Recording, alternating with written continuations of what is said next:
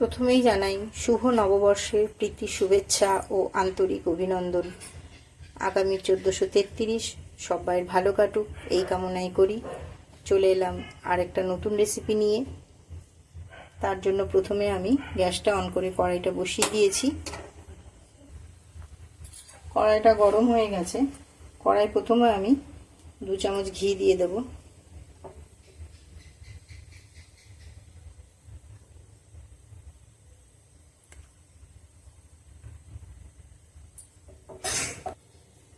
আজ একটা মিষ্টি রেসিপি আমি আপনাদের সাথে শেয়ার করছি।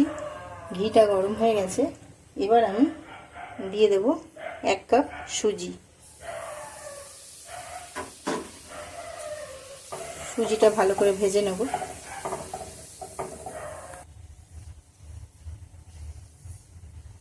সুজিটা আমার ভাজা হয়ে গেছে। দেখুন এই রকমই রাখতে হবে, এর থেকে বেশি ভাজা যাবে না। এবার আমি যে উপকরণটা দিচ্ছি, দেখুন আমি এখানে গম ভেজে গুঁড়ো করে এই ভাজা গমের আটাটা বের করেছিলাম, দিয়ে দিলাম সেইটা। যতটা সুজি দিয়েছিলাম তার হাফটা দিলাম আমি ভাজা গমের গুঁড়ো। এবার গমের গুঁড়োটা দিয়েও আমি একটু ভালো করে ভেজে নেব। এই সুজি আর গমের গুঁড়োটা ভাজার সময় গ্যাসের ফ্লেমটা একদম লোতে রেখে দিয়েছি।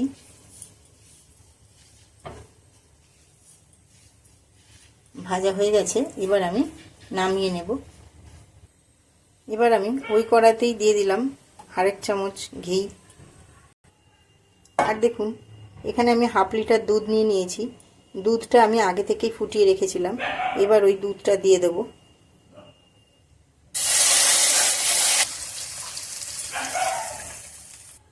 আমি এখানে গরুর দুধ ব্যবহার করেছি, আপনারা। এবার আমি দুধটা ভালো করে ফুটিয়ে নেব।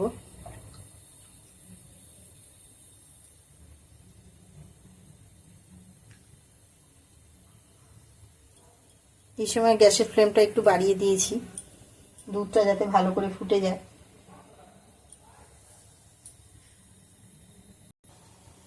দেখুন দুধটা আমার ফুটে গেছে।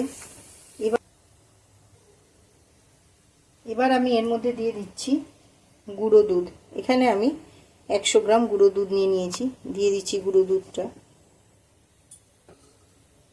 গুঁড়ো দুধটা দিয়েও আমি ভালো করে নাড়বো, যাতে লিকুইড দুধের সাথে গুঁড়ো দুধটা ভালো করে মিশে যায়।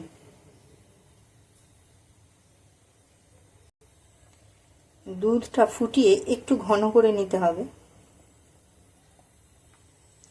দেখুন দুধটা ঘন হয়ে এসেছে। এবার আমি এর মধ্যে দিয়ে দিচ্ছি 2 চামচ চিনি। আমি চিনিটা গুঁড়ো করে নিয়েছি, আপনারা চাইলে গোটা চিনিও দিতে পারেন। 2 চামচ দিয়ে দিলাম।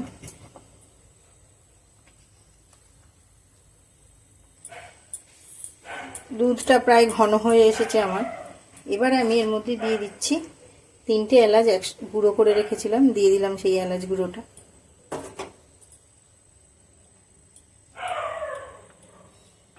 এলাচ গুঁড়োটা দিয়েও আমি ভালো করে মিশিয়ে নিয়েছি।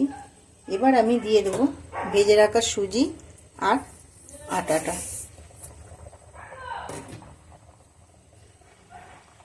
দিয়ে আবারও আমি ভালো করে নাড়বো, যাতে দুধের সাথে এই আটা আর সুজিটা ভালো করে মিশে যায়।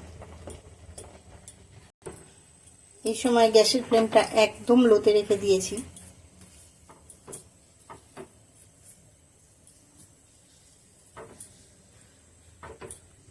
এবার দিয়ে দিচ্ছি কয়েকটা ভাঙা কাজু। কাজুটা দিয়েও আমি ভালো করে মিশিয়ে নেব। বন্ধুরা, আমার এই মিষ্টি রেসিপিটা যদি আপনাদের ভালো লেগে থাকে, আমার চ্যানেলটা সাবস্ক্রাইব করে দেবেন। আর আপনাদের কেমন লাগলো এই রেসিপিটা কমেন্ট বক্সে জানাতে ভুলবেন না প্লিজ। আমার চ্যানেলে নতুন বন্ধু যারা এখনও আমার চ্যানেলটা সাবস্ক্রাইব করেননি, প্লিজ সাবস্ক্রাইব করে দেবেন, যাতে পরবর্তী সময় আমি নতুন কোনো রেসিপির ভিডিও দিলে সেই আপডেট খুব সহজেই বা তাড়াতাড়ি আপনাদের কাছে পৌঁছে যেতে পারে। এবার আমি গ্যাসের ফ্লেমটা বন্ধ করে এটা নামিয়ে নিচ্ছি। একটা কেক মোল্ড নিয়ে নিয়েছি। এবার আমি মোল্ডের মধ্যে একটু ঘি লাগিয়ে নেব।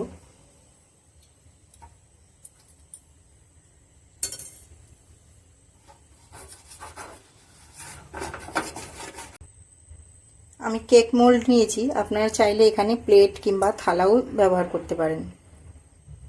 এবার আমি কেক মোল্ডের মধ্যে ঢেলে দিচ্ছি।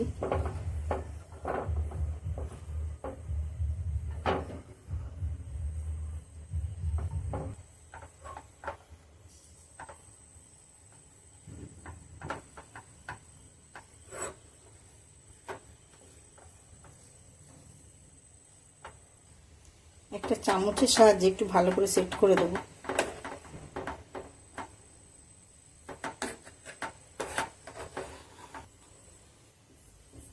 চামচ দিয়ে ভালো করে আমি সেট করে দিলাম। এবার এর উপর দিয়ে দিচ্ছি কয়েকটা পেস্তা কুচি।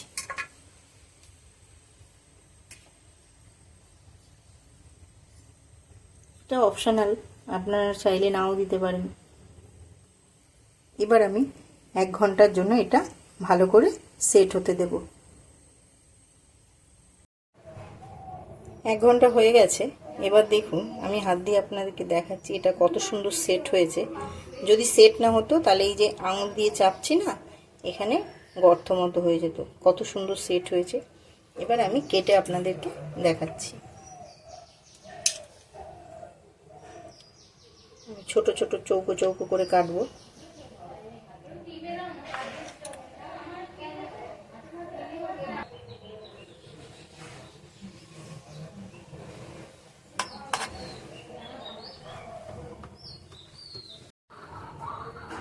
দেখুন, সবকটা সন্দেশ আমি প্লেটে সার্ভ করেছি। কত সুন্দর দেখতে হয়েছে। এই রকম একটা মিষ্টি যদি বাড়িতে বানানো থাকে, ফ্রিজে স্টোর করা, বাড়িতে কোনো গেস্ট এলে সঙ্গে সঙ্গে মিষ্টি দেওয়া যেতেই পারে। আমি আপনাদেরকে একটা ভেঙে দেখাচ্ছি। দেখুন ভেতরটাও কত সুন্দর হয়েছে, খেতেও খুব সুন্দর হয়। আপনারা বাড়িতে এইভাবে ট্রাই করবেন। খুব ফিরে আসবো আবার একটা নতুন রেসিপি নিয়ে। এতক্ষণ আমার সাথে থাকার জন্য অনেক অনেক ধন্যবাদ।